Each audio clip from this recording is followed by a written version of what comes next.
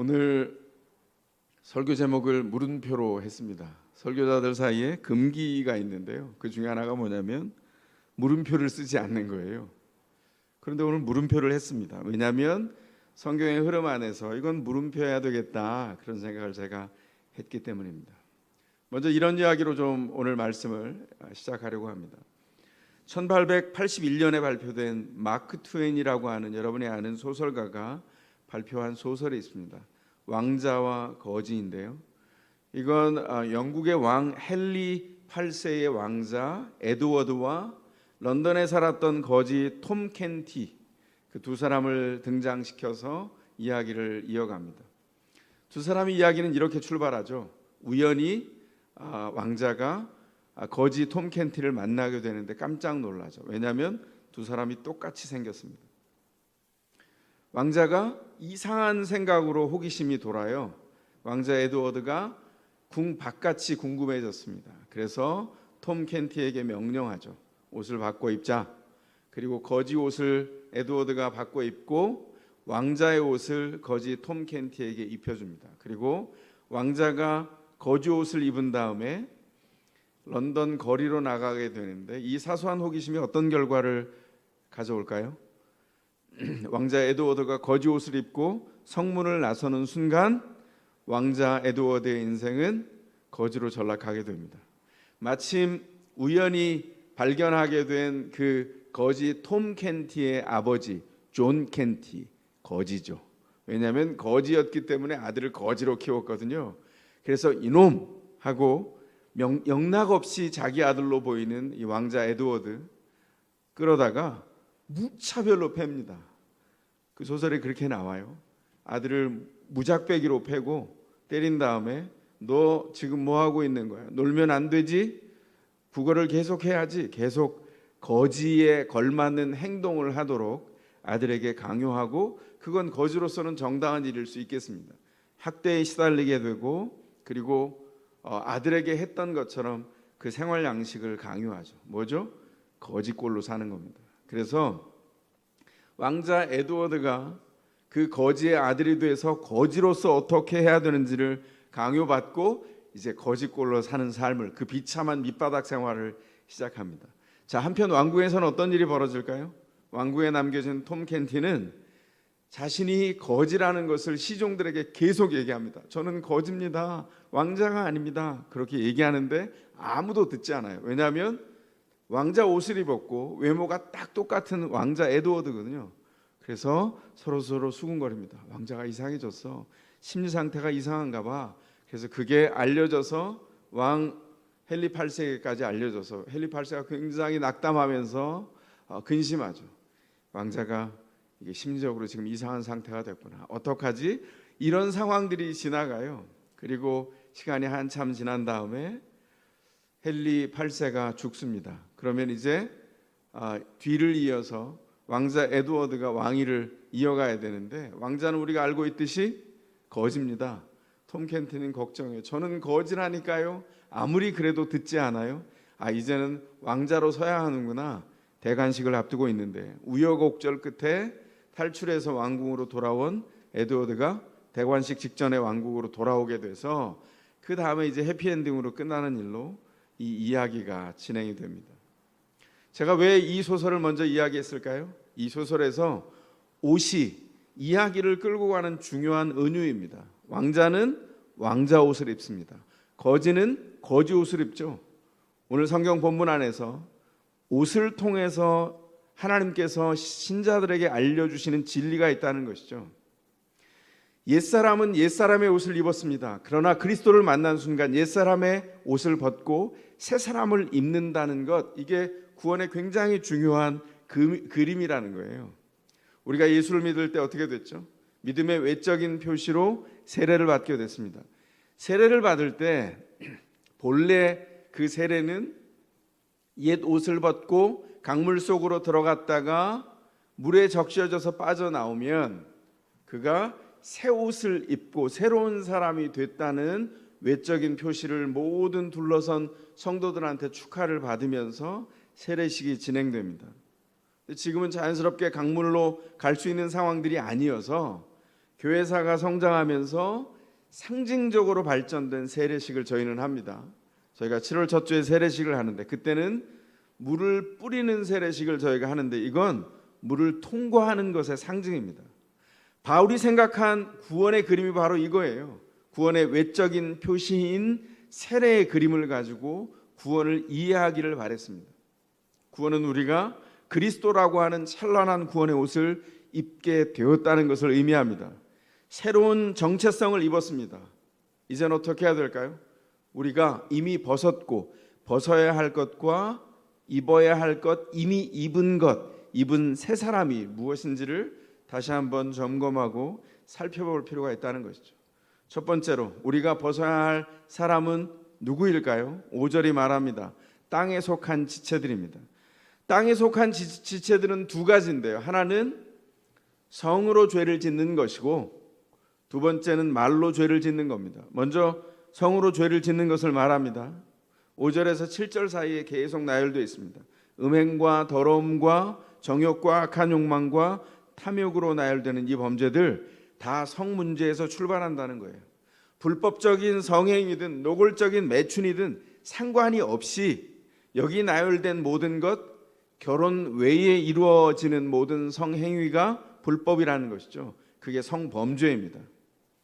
이 나열되는 수많은 단어 중에 첫 번째 등장하는 음행이라고 하는 단어가 헬라어로 포르네이아라고 하는 말이에요. 여기서 영어 포르노가 왔습니다. 하나님이 창조하신 성의 목적과 상관없이 이루어지는 실제적인 성행위, 그게 바로 음행이라는 거예요.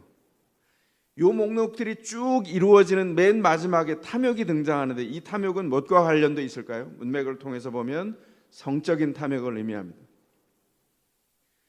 성적인 탐욕은 출처가 굉장히 많이 있습니다. 어렸을 때 부모님과 함께 친밀함을 경험하지 못한 아이들, 심리적인 형성기를 제대로 구성하지 못한 아이들은 성장에서 박탈감을 느끼면서 성적인 환상을 가지게 된다는 것을 심리학자들이 얘기해요. 어떻게 생각하십니까? 본인이 부모님과 심리적으로 유착관계를 잘 형성하지 못하고 유년기를 보낸 사람이라면 주목해야 됩니다. 그러면 그 결핍은 어떻게 할까요? 괜찮습니다. 그리스도의 놀라우신 말씀을 통하여 말씀으로 불꽃같이 집중하면 어떤 일이 벌어질까요? 주님의 은혜가 그 일을 극복하게 만들어 놓습니다. 어떻게 할까요? 그건 여러분이 하려 알아가시기 바랍니다. 분명한 확신 가운데 말씀드립니다. 중요한 건 이런 성적인 환상을 가지는 것은 그리스도인들에게 금지 영역이라는 거예요. 왜 그렇습니까? 개인적으로 내가 선택하지 않았던 부모를 통해서 유착관계가 형성되지 않은 그런 관계 통해서 불행하게 성장했어도 상관이 없습니다. 중요한 건 언제 그리스도를 만났어도 말씀을 통하여 우리를 그리스도의 놀라우신 관계 안으로 이미 초청하고 불렀기 때문입니다. 말씀에 집중하십시오. 왜 더세물교회가 말씀을 계속해서 강조하냐면 바로 이곳에서부터 새로운 정체성에서 흘러나오는 모든 능력을 공급받기 때문입니다. 제가 우스갯소리로 하는 말이 있어요. 그게 뭐냐면 전 굉장히 개인적으로 라면을 좋아합니다. 그래서 집에 가족들이 없을 때는 저는 뭐랄까요? 시간이 나고 휴일인데 가족이 집에 아무도 없다. 당연히 저는 라면을 끓여 먹습니다. 아내만 타박했는데 이제는 애들이 자라서 애들도 얼마나 구박하는지 몰라요. 라면은 안 됩니다. 우리 집에 금기 음식인데 저는 왜 그렇게 맛있을까요? 그런데 이 라면은 끓여 먹으면 안 돼요. 제가 이렇게 얘기했었습니다. 요즘 제가 이 우스갯소리를 잘 안 씁니다만 내가 결혼 관계 안에서 이 남편이 아니라 그때 그 장동건 같은 사람과 결혼했던 라면, 내가 TV 선전에도 나오는 그 정말 깎아놓은 밤톨처럼 생긴 그 김태희라는 사람과 그 비슷한 누군가, 내가 생각했던 만났던 누군가와 결혼했던 라면, 이런 라면 먹으면 죽는 겁니다. 우스갯소리로 얘기하지만 여기는 뭐가 들어있죠? 성적인 환상은요, 심리적인 문제일 뿐만 아니라 동시에 영적인 문제입니다. 성은 생명의 문제입니다. 충족되지 않은 결핍, 그 성적인 환상으로 채우려고 하면 그 결핍은 마치 목마를 때에 바닷물을 먹는 것과 같습니다. 그 결핍은 어디서 채워야 합니까? 그리스도께서 우리를 불러서 새로운 사람으로 만들어 주셨을 때 그리스도가 우리에게 채우신 정체성 안에 따라오는 것이 있어요. 그분의 약속 안에 있는 그분과의 관계 안에서 우리 가운데 주어진 특권, 그 안전함, 평안, 그 능력을 덧입는 거예요. 시간이 오래 걸릴 수 있습니다. 중요한 건 무엇에 집중하느냐예요. 충족되지 않았던 결핍, 성적인 환상으로 채우려 하는 것, 그 성중독, 성 자체를 목적으로 한 모든 행위, 이걸 성경이 뭐라고 정의한다고요? 범죄라고 말한다는 겁니다. 성의 목적은 관계 깊은 교제를 통해서 하나님을 알아가는 데 있어요. 결혼을 통해서 아내를 만났습니다. 남편을 만났습니다. 결혼 관계가 성장해 갑니다. 그 안에 쓰여지는 합법적인 성 안에서도 그 성과 그 관계는 무엇을 지향하고 있냐면 하나님이 우리를 어떻게 인격적으로 깊은 곳까지 사랑하시는지를 헤아려 알게 하는 과정이라는 거예요. 그러니까 성은 하나님을 깊이 알아가는 통로와 수단입니다. 그런데 수단이 목적이 되는 순간 어떻게 된다고요? 이게 범죄일 뿐만 아니라 그 행동이 모든 관계를 파괴하기 시작합니다. 이 파괴는 상상 초월입니다. 그래서 바울이 단호하게 말하죠.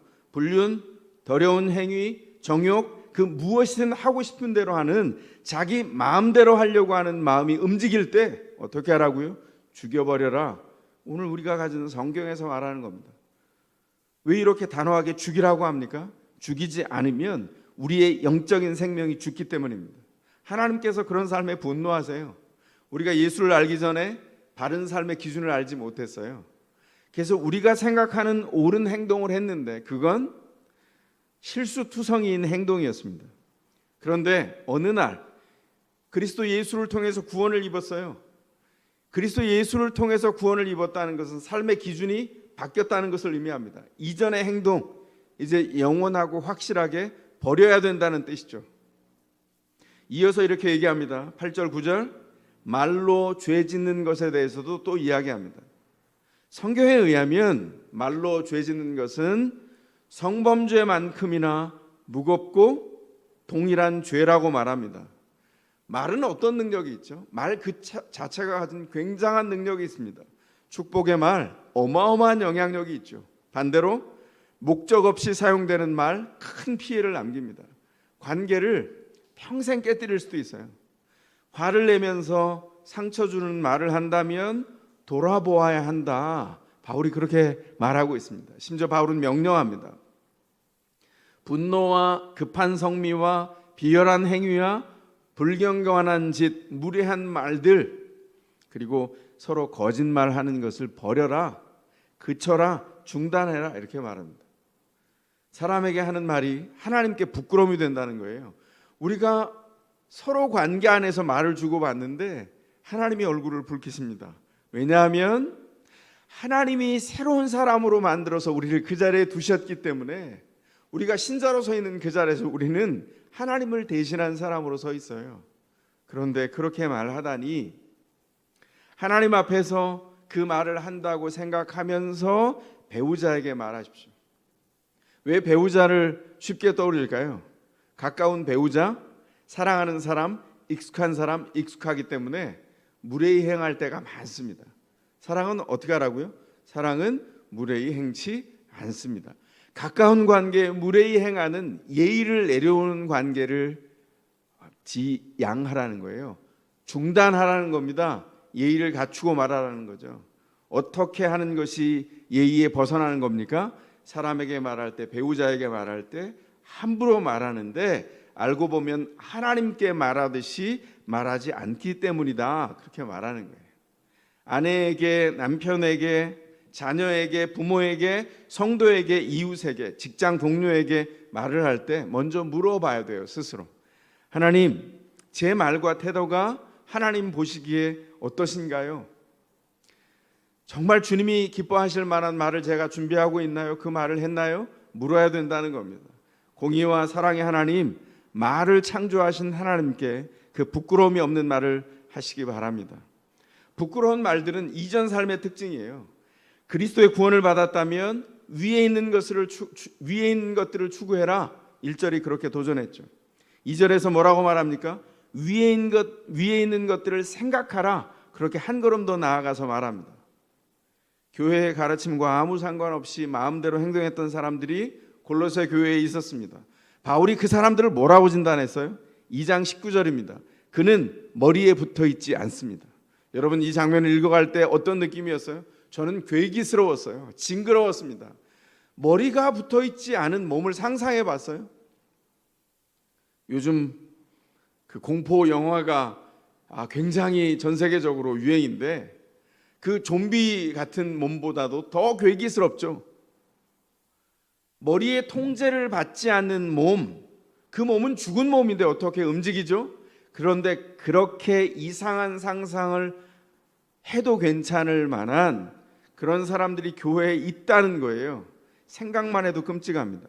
성범죄, 말범죄가 다 이와 같이 괴기스럽다 이렇게 말하고 있어요. 건강한 몸은 어떻게 움직이죠? 머리의 명령을 따라 몸이 움직입니다.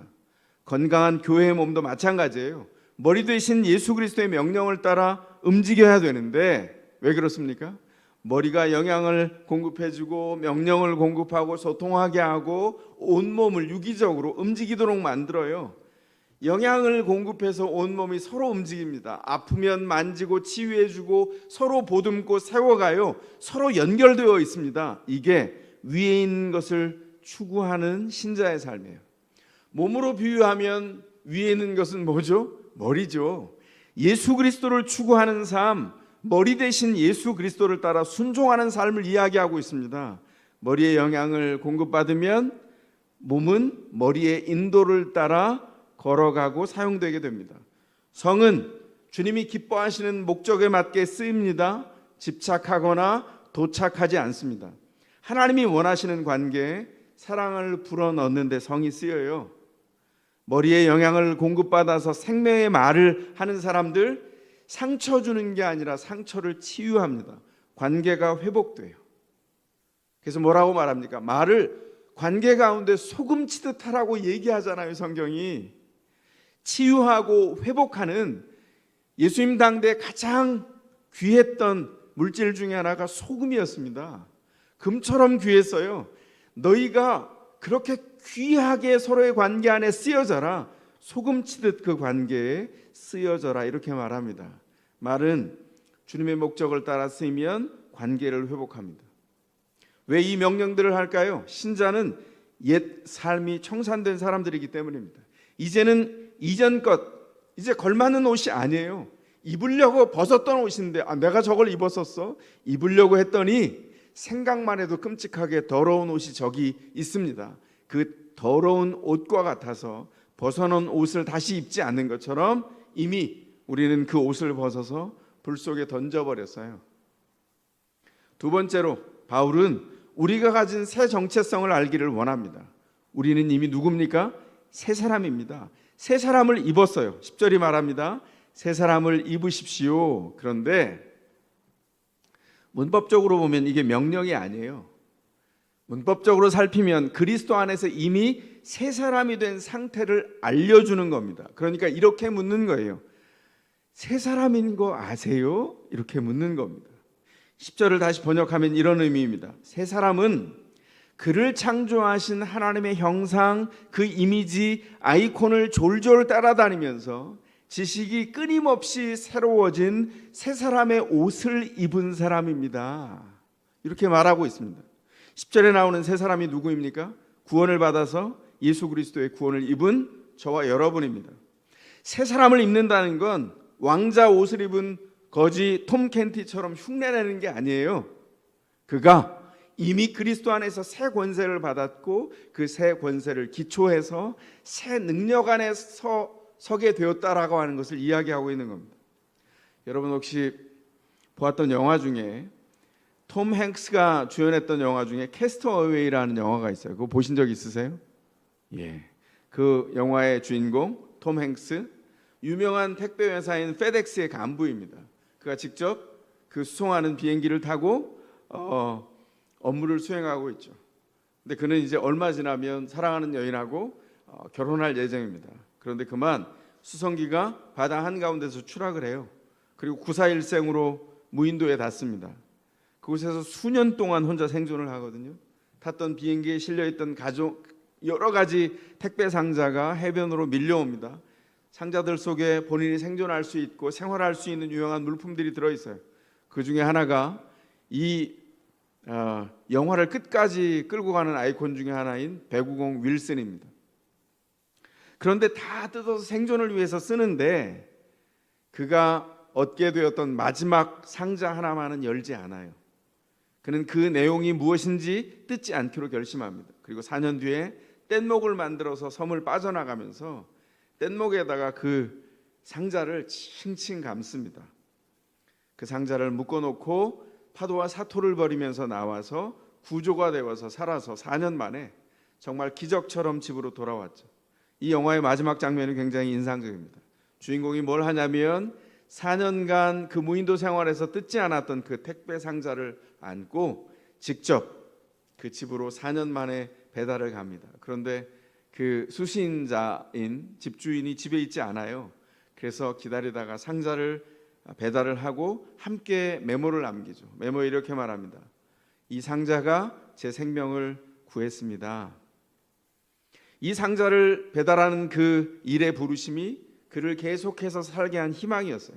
이 상자를 볼 때마다 그는 섬을 탈출할 수 있다는 희망을 계속 점점 더 키워갔습니다. 그 희망은 무엇보다 우리를 계속 전진하게 만드는 힘이 된 것이죠. 그래서 이 주인공이 이 상자를 볼 때마다 자신의 직업과 부르심을 기억했어요. 그리고 그의 부르심이 그를 살도록 만들었습니다. 이게 그 영화에 나오는 그 사람에게만 그랬을까요? 영적인 법칙도 동일합니다. 사도 바울이 말합니다. 예수께서 입혀주신 구원의 옷이 우리의 생명을 구했습니다. 그리스도가 우리를 어떻게 불려주셨는지를 계속해서 기억하고 그 옷의 의미를 끊임없이 곱씹어 보면서 우리의 삶을 계속 앞으로 희망을 가지고 전진하는 순간 우리의 삶은 그 구원의 의미가 무엇인지를 점점 더 알게 되고 그 앞에 세워져 간다는 것이죠. 더샘물교회는 다르게 정의하면 무엇입니까? 새 사람들의 모임입니다. 여러분들은 새 사람들이에요. 성경의 정의대로 보자면 우리를 창조하신 하나님이 우리를 위해서 맞춤 제작하신 새 사람의 옷을 입은 사람입니다. 이미 새로워졌고 끊임없이 새로워지고 있는 과정 중에 있습니다. 그래서 베드로전서 2장 9절이 뭐라고 말하죠? 우리가 입고 있는 위대한 정체성의 옷에 대해서 사도 베드로가 이렇게 말합니다. 여러분은 택하심을 받은 족속이요 왕과 같은 제사장들이요 거룩한 민족이요 하나님의 소유가 된 백성입니다. 그래서 여러분을 어둠에서 불러내어 자기의 놀라운 빛 가운데 인도하신 분의 업적을 여러분이 선포하는 것입니다. 신자가 구원받은 이후에 실제로 어떻게 새로운 정체성을 누리게 됐다고요? 왕과 같은 제사장이 됐다고요? 그에 걸맞는 사람으로 서고 부르심 가운데 걸어가는 일이 우리에게 맡겨진 반응이라는 것입니다. 우리는 우리를 완전히 새롭게 하신 예수 그리스도의 인도하심 가운데 나아가면서 그리스도가 우리에게 이루신 일을 자랑할 수밖에 없어요. 왜냐하면 그분을 통해서 우리의 삶이 바뀌었기 때문입니다. 여러분 그리스도 예수를 통해서 바뀌지 않았습니까? 저는 그리스도 예수가 없었다면 생명을 부지할 수 없었다. 감히 그렇게 고백합니다. 그리고 그게 30수년 전에 일어났던 일이었을까요? 아닙니다. 오늘 제게도 여전히 일어나는 일입니다. 날마다 새롭고 오늘도 새롭습니다. 오늘 아침에 이른 아침에 일어나서 집안을 환기시키기 위해서 창문을 열고 문을 여는데 신선한 공기가 마치 강릉에 온 것처럼 바람이 확 불더라고요. 동탄의 혜택이 아닌가 이런 생각이 들었습니다. 너무 감사해서 신선하다, 주님 새 아침 감사합니다 이러고 있는데 제 아내가 나지키 옆에서 찬송을 불렀어요. 주의 인자는 끝이 없고 이런 찬양 아세요? 주의 사랑은 가사가 기억 안 나네 우리 조 목사님. 그 다음 가사가 중요했거든요. 아침마다 새롭고 늘 새로우니 주의 성실이 금이라. 성실하신 주님. 제가 아멘 했습니다. 예, 주님이 성실하시죠. 날마다 우리를 새롭게 불러가시거든요.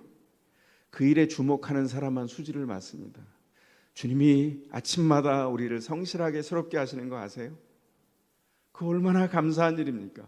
어느 상황 안에 있어도 똑같습니다. 우리를 그렇게 부르셔서 그리스도를 자랑하게 하셨어요. 선포하고 전하게 됩니다. 그래서 인생을 구원하여 예수 제자 삼는 교회, 이것이 감히 더샘물교회가 존재하는 이유라고 선언하고 담대하게 우리에게 주어진 길을 걷습니다. 그래서 우리가 함께 나누고 기도하는 것처럼 다음 주일에 VIP 초청주의를 준비하고 함께 새로운 사람들을 용기 내어서 초청하는 이유입니다. 사랑하는 더샘물교회 성도 여러분, 여러분 어떤 상황 가운데 있어도 상관없어요. 사도 바울이 나직하게 이렇게 묻는다고 생각되지 않습니까? 여러분은 이미 새 사람인 거 아세요? 여러분은 이미 새 사람인 거 아세요? 그러면 새 사람에 걸맞게 서야 합니다. 끊임없이 새로워져서 참 지식이신 예수 그리스도를 알게 된 사람, 그 이름표가 우리 가슴에 이미 붙어 있습니다. 그 사람의 특징은 무엇입니까? 11절이 말하는 대로 오직 그리스도만이 모든 것이 된 사람입니다. 이 말은 신자가 된 그 순간부터 새 사람이 된 이후에는 오직 그리스도로 말미암아 우리의 모든 것이 규정된다는 거예요. 우리의 과거를 지배했던 10년, 20년, 30년이 지난 지금도 우리를 붙잡고 있는 이전 삶의 기쁨, 이전 삶의 슬픔, 이전 삶의 두려움, 이전 삶의 공포가 있습니까? 성경이 단호하게 진리를 선언합니다. 뭐라고 얘기합니까? 이제 여러분은 그리스도 안에 들어와 있습니다. 감히 어떤 경험이나 어떤 상처도 여러분을 주장하거나 여러분 위에서 군림할 수 없습니다. 왜 그렇죠? 우리는 오직 그리스도 예수만 규정하는 새 사람이 되었기 때문입니다. 그래서 우리의 기쁨도 슬픔도 두려움도 공포도 예수를 통과한 규정을 통해서만 아멘합니다. 이전 것으로 살지 않고 오늘 주께서 허락하시는 주님을 따라가는 기쁨과 주님 안에서 슬퍼하라는 슬픔과 두려워하라는 두려움의 경각심을 가지고 주님을 따라 순종하여 그 길을 간다는 거예요. 그게 바로 새 사람이요 예수를 따라 인생을 걷는 주님의 사람들의 모습입니다. 예수 안에 있는 사람들에게 문제가 없을까요? 예수를 믿으면 문제가 싹 사라진다 이렇게 말하는 사람도 있습니다. 감히 말씀드립니다. 거짓말입니다. 예수 안에 있는 사람도 문제가 믿기 전과 다를 바 없을 만큼 수도 없이 많습니다. 문제를 마주하고 끙끙대는 사람이 믿음의 사람이에요.